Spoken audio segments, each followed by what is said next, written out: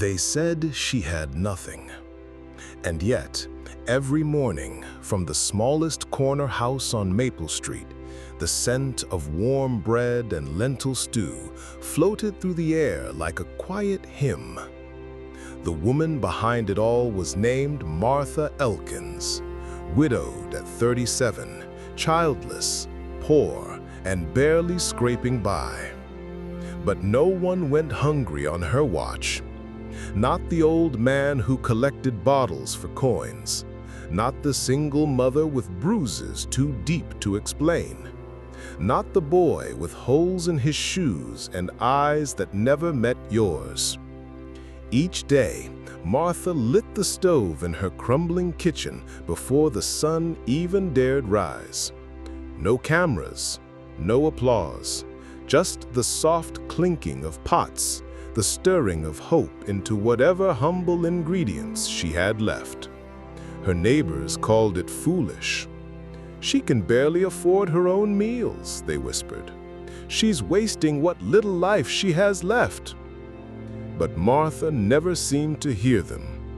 Or maybe she simply chose not to listen. Because long ago, on a night darker than any she'd known, someone had fed her. It was a stormy December evening. Her husband, Charles, had just passed. The bank had seized the house, and she found herself in a shelter, shivering in clothes too thin for winter. A woman she never met before handed her a bowl of soup. No questions, no pity, just warmth.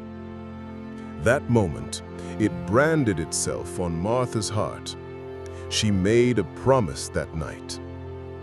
"If I ever have anything to give, I will give it." And she did. For 30 years, through aching knees and worsening arthritis, she stirred and served. Not for praise, not for followers, just because someone once did the same for her.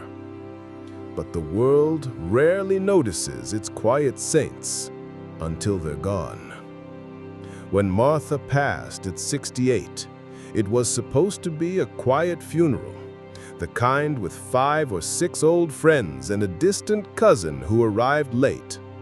But that day, the church overflowed. Dozens? No, hundreds came. People from every walk of life.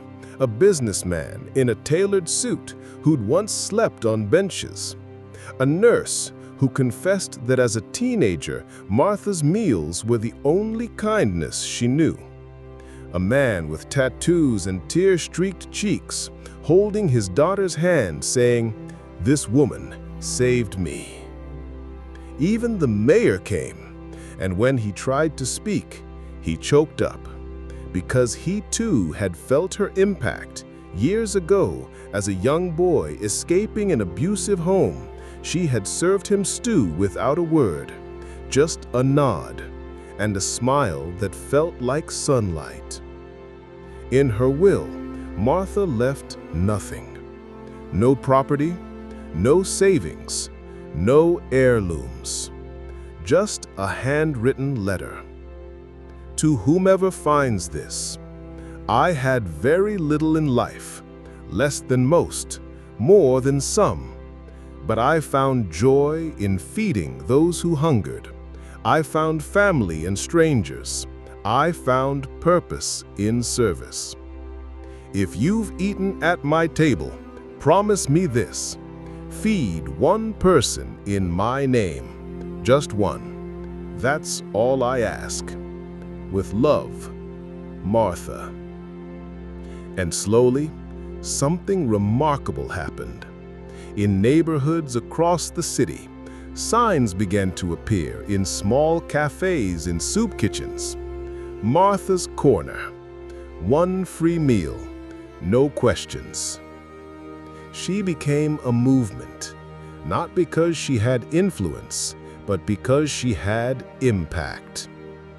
They said she had nothing, but in truth, she had everything that mattered. Moral of the story: you don't need riches to make a difference. Sometimes the purest love comes from the most broken hearts. Acts of kindness, small, consistent, and sincere, echo far beyond the lifetime.